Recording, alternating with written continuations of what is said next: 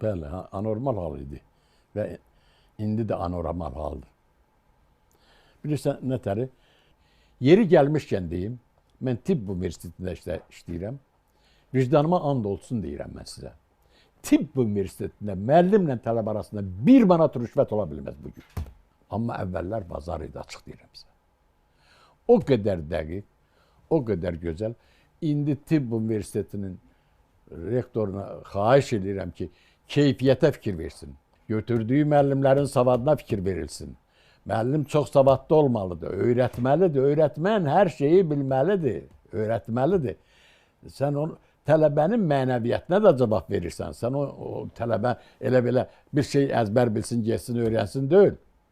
Yəni onun mənəviyyətinə, xalqını danışmaq. Mənim yanımda rusca danışan adamla zəhləm gedir. Sən özün dilin var, öz vətənin var. Zəhmət öz dilində danış. Öz dilin var, öz bayrağın var.